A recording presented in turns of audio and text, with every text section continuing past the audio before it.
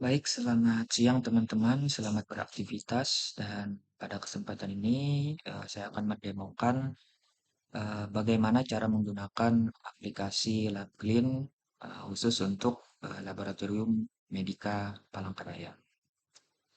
Yang pertama tentunya aplikasi LabClean ini aplikasi yang dibangun secara web base, menggunakan bahasa PHP, kemudian dengan framework kode Igniter.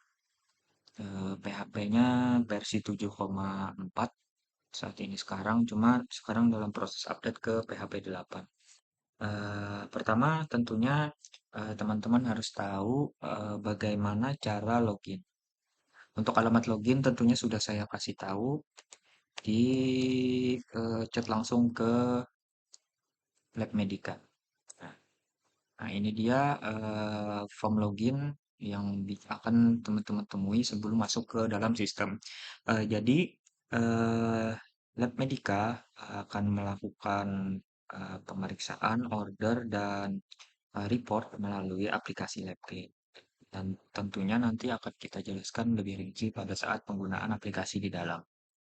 Baik, untuk di form login ini ada dua hak akses, untuk petugas dan untuk kasir. Dan tentunya petugas dan kasir memiliki menu yang berbeda, di mana petugas dia berhak melakukan pemeriksaan dan validasi, kemudian kasir hanya berhak melakukan order laboratorium terkait dengan administrasi saja.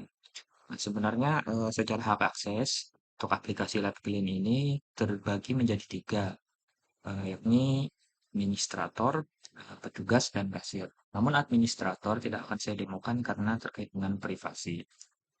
Kita salah satu contoh saja ya. Pertama kita petugas, eh, kita login salah satu petugas yang sudah saya buat ya. Pertama misalkan dia login sebagai petugas.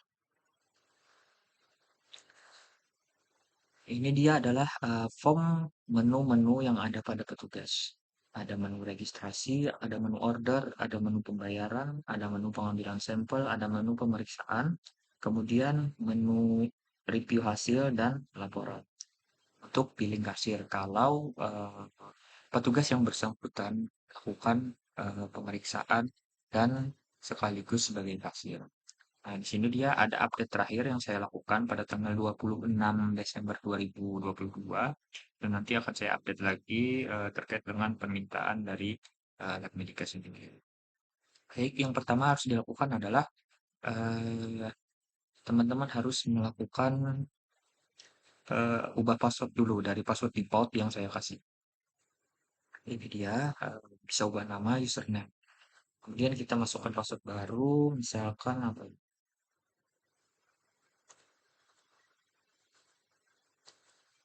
Misalkan ya.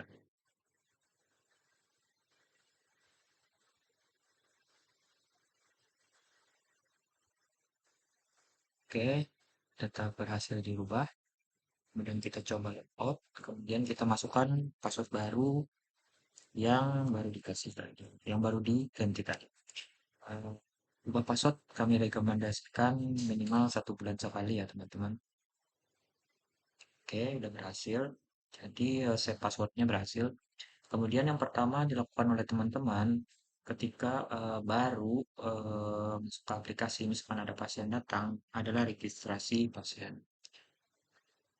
Sebelum registrasi pasien, pastikan pasien ditanya terlebih dahulu apakah pernah terdaftar pada sistem Medicalab.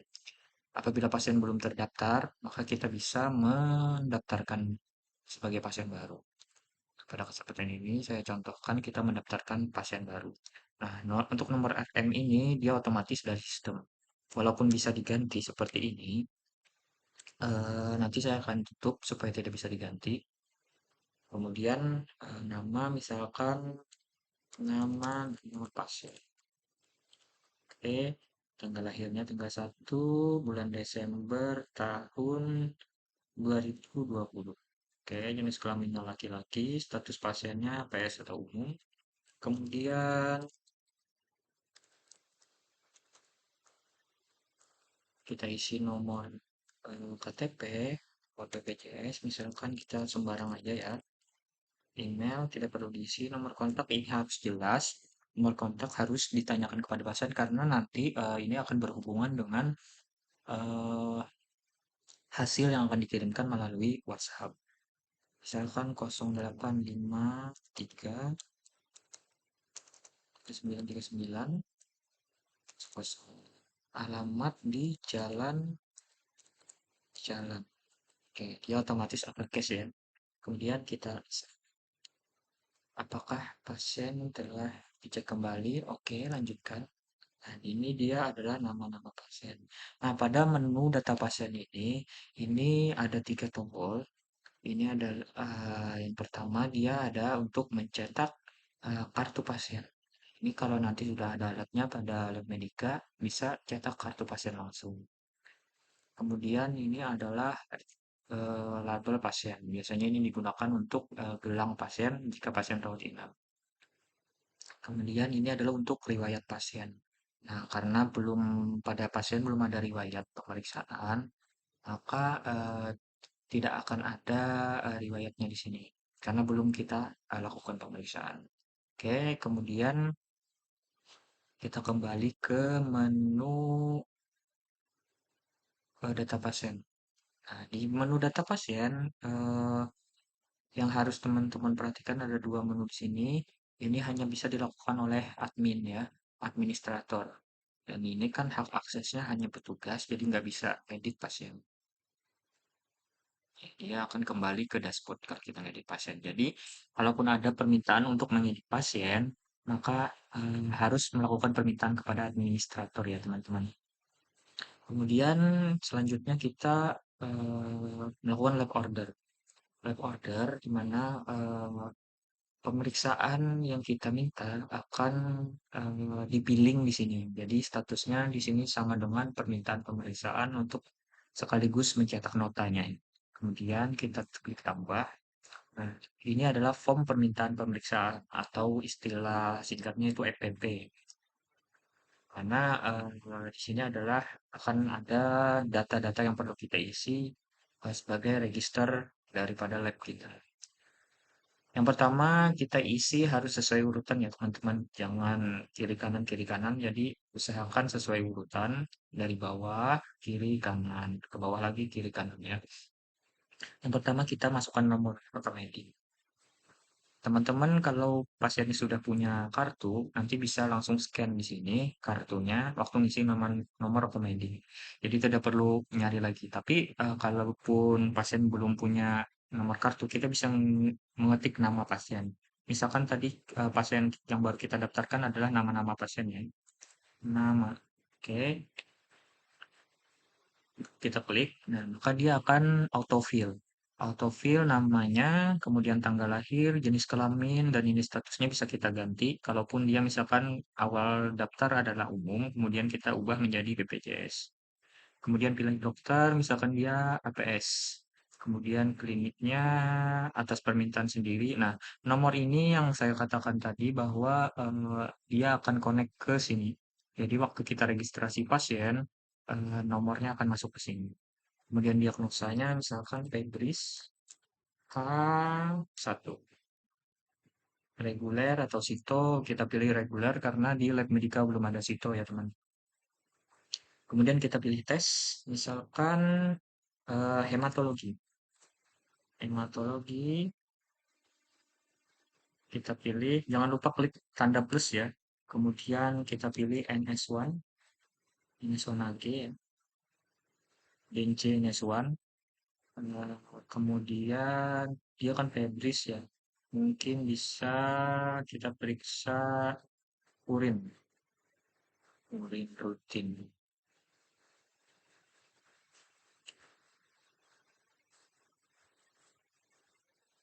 Atau permintaan ini sesuai dengan rujukan dari dokter perujuk, misalkan ada dari dokter praktek mandiri bisa merujuk dan kita sesuaikan dengan inputan kita. Yang pertama yang harus kita perhatikan adalah mengklik tanda tambah sehingga di bagian ini akan muncul totalnya 290.000. Nah, kemudian selanjutnya yang wajib diisi adalah voucher. Jika pasien tidak memiliki voucher atau tidak didiskon, maka kita isi min saja ya. Oke. Oh, atau kita diskon, ntar kita hapus dulu tanda minnya. Kita diskon pasien 10% dan diskon langsungnya kita isi 0. Diskon langsung wajib diisi ya teman-teman. Nah, kemudian dia pembayarannya QRIS, kemudian jumlah bayarnya. Nah, dia tadi kan 290.000, total diskon vouchernya 10% jadi 29.000 sehingga tagihannya menjadi 261.000.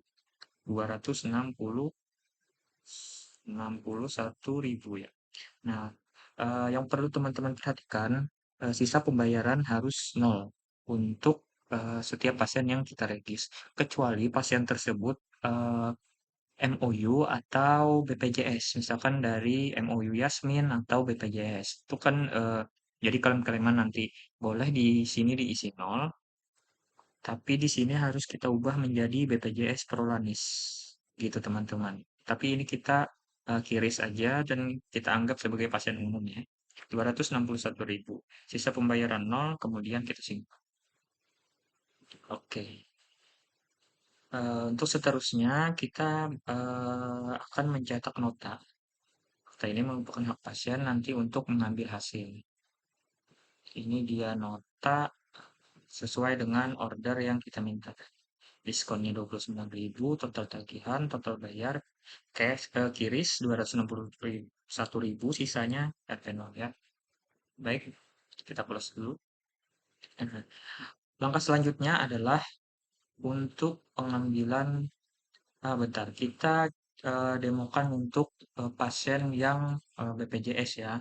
Kemudian kita tambah sama seperti tadi, misalkan nama pasiennya siapa ya? Ini Ika Fitriani misalkan ya, kita dokternya misalkan, nah dia juga otomatis masukkan nomor dia. Kemudian misalkan DM ya, bukan, hipertensi.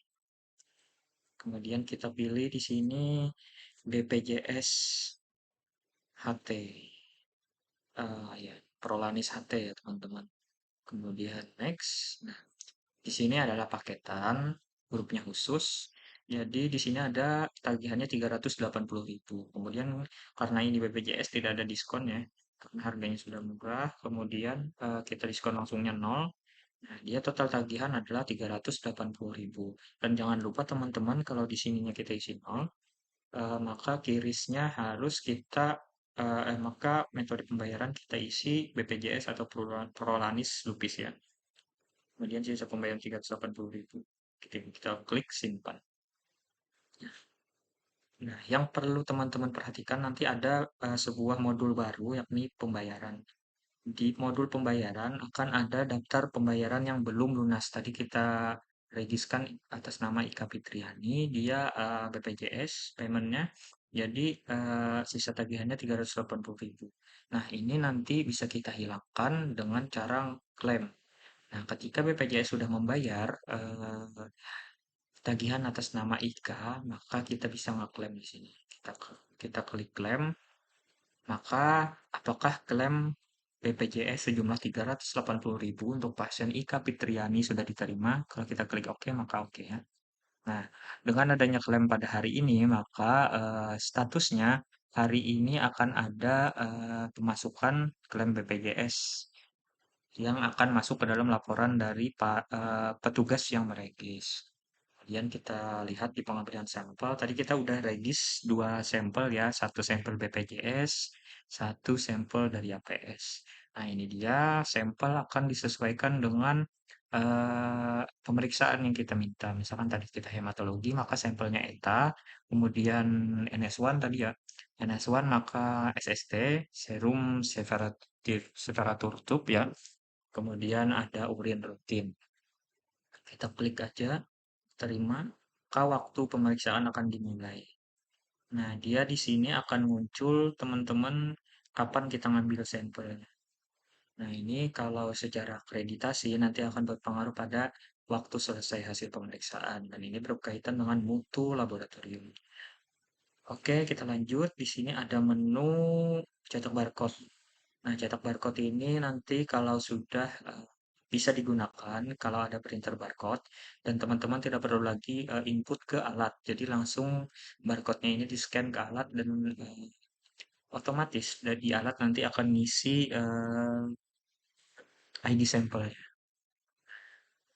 Tadi pertama kita masuk ke hematologi dulu ya. Tadi ada pasien atas nama-nama pasien ya. Pemeriksaan hematologi. Sebentar. Hematologi dia belum generate. Jadi pas kalau hematologi kan sifatnya paket tuh pemeriksaannya. Jadi kita harus generate terlebih dahulu karena ketika input list ini statusnya belum dilakukan dan kita mau input. Nah, di sini akan kosong, tidak ada yang bisa kita input. Coba kita kembali, kemudian di hematologi. Kalau ada pasien hematologi 5 orang, maka di sini akan otomatis ada 5 ya. Kalau hematologinya cuma satu, ini satu. Coba kita generate dengan mengklik tombol play.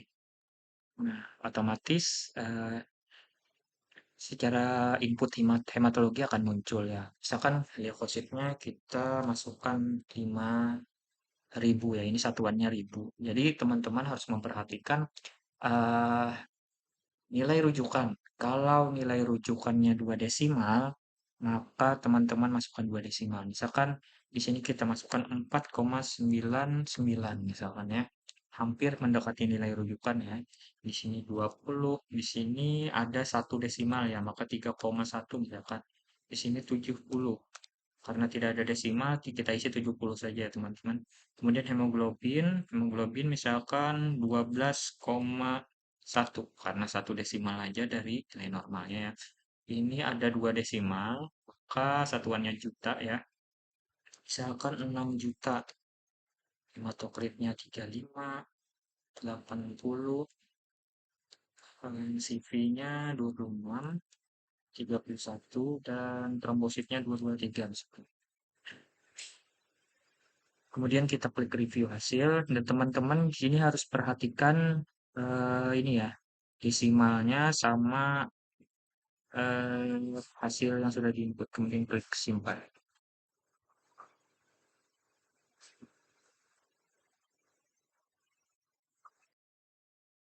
Oke. Nah, ketika pemeriksaan bidang hematologi sudah dilakukan dan diklik simpan, maka dia akan statusnya berubah menjadi menunggu validasi. Nah, kita lanjutkan untuk sampel nama-nama pasien ini. Di kimia klinik, dia tidak ada pemeriksaan, kemudian di imunologi, serologi, oh ya dia ada pemeriksaan yang belum dilakukan, kita coba. Dia ada NS1, NS1-DC. Kita klik, misalkan positif ya hasilnya. Kita review, kemudian simpan hasil. Nah, sama seperti di hematologi, dia akan berubah menjadi menunggu validasi. Kemudian di bidang mikrobiologi, nama-nama pasien, oh nggak ada di eh, kita harus kembalikan dulu. Ah, dia di urin rutin tadi ada. Belum generate, harus kita generate dulu. Jadi dia untuk pemeriksaan urin warna kuning muda, bahan agak keruh. Ini kita contoh aja ya teman-teman.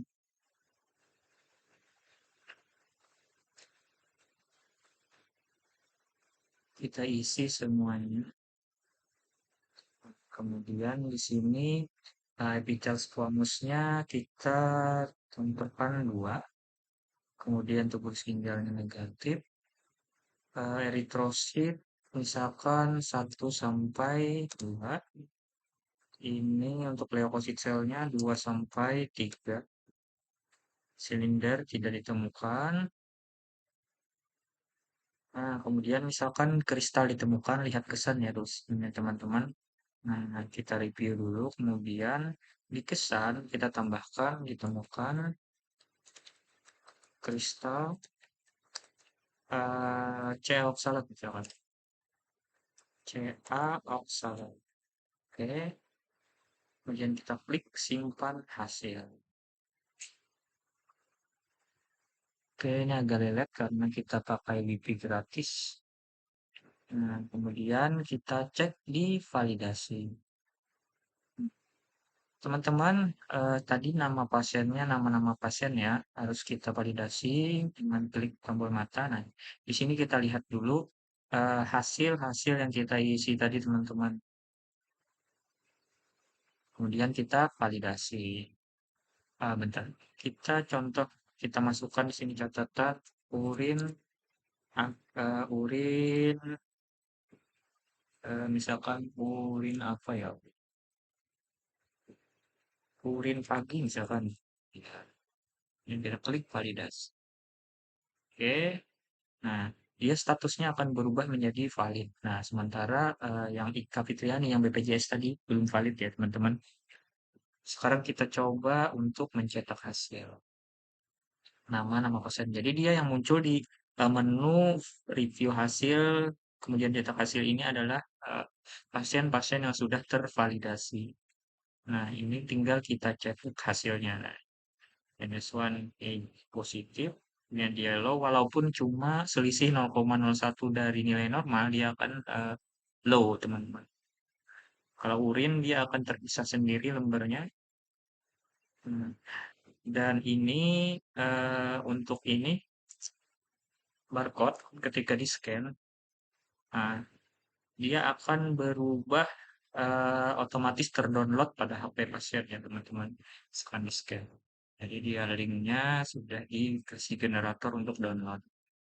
Jadi ini tinggal kontrol P, kemudian kita pilih printernya dan kita print. Kemudian untuk mengirim WA, notif WA, jadi dia di sini kita klik WA ini.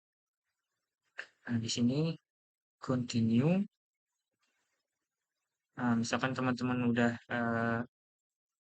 install aplikasi WhatsApp, dia langsung otomatis ke WhatsApp dan tinggal kita kirim ke pasien. Jadi di pasien nanti akan dikasih link berupa link untuk